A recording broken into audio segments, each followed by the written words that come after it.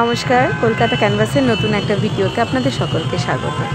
বাচ্চাদের আবদারে চলে গেছিলাম 161 সিআর এভিনিউ গুপ্তা ব্রাদার্সে। এটা একটা ভেজ রেস্টুরেন্ট। বেশিরভাগ লোক এখানে খেতে যায়। অনেক রকমের সুইটস থাকে, অনেক রকম আইটেম থাকে, কিন্তু টোটালটাই ভেজ। কিছু চাট থাকে। আমরা মেনলি চাট খেতে গেছিলাম ওখানে। প্রথমেই গিয়ে যেটা আমাদের চোখে পড়েছে সেটা হচ্ছে ফুচকা। আর বাচ্চাগুলো দেখেই আগে মাম্মি ফুচকা। যাই হোক, ফুচকা কিনে তো তাদের দেওয়া হয়, কিন্তু আমার রাস্তার মানে এটা পার্সোনাল চয়েস, রাস্তার ধারের যে ফুচকা সেই ফুচকা খেতে বেশি ভালো লাগে।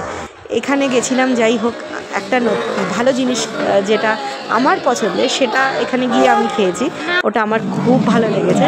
তবে হ্যাঁ, যদি জিজ্ঞাসা করেন ফুচকা কোথাকার ভালো, তো আমার মনে হয় রোড সাইডের পাশে দাঁড়িয়ে নিজের পছন্দের মতো ঝাল টক যেরকম দিয়ে খেতে আমরা পছন্দ করি, আমরা একটু ছোলা বেশি করে দিন, এটা ওটা একটু ঝাল হবে, আমার মনে হয় ওই ফুচকাটার সঙ্গে কোনো ফুচকার তুলনাই হবে না।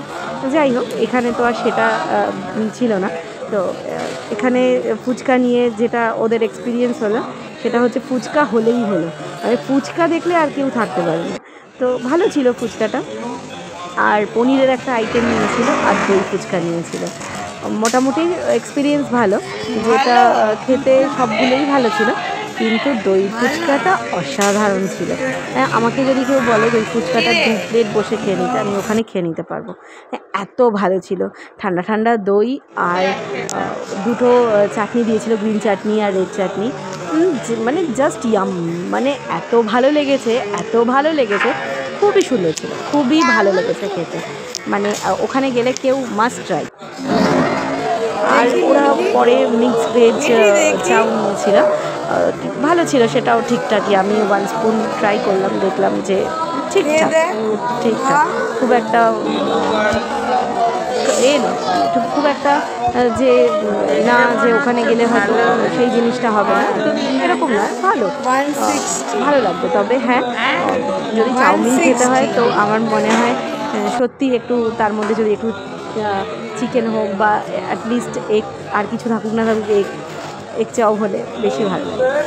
বিভিন্ন ধরনের আইটেমের মিষ্টি ছিল, মানে দেখে মনে হবে যে কোনটা ছেড়ে কোনটা নেওয়া, মানে কোনটা নেওয়া যেতে পারে বা কোনটা খাওয়া যেতে পারে। মানে দইও ছিল, কত রকমের যে ভ্যারাইটি অফ সুইট ছিল, মানে বলার কথা না, এতটাই ভালো ছিল, এতটাই মানে দেখে মনে হচ্ছিল যে মানে কোনটা নেবো, জাস্ট সিলেক্ট করা মুশকিল হয়ে গেছিলো।